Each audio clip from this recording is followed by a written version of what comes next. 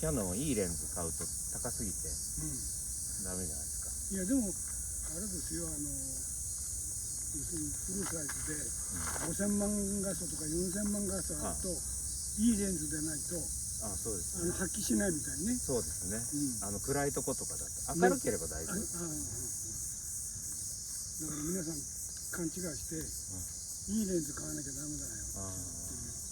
だからソニーだとやっぱ GM、M がついてないと G だと性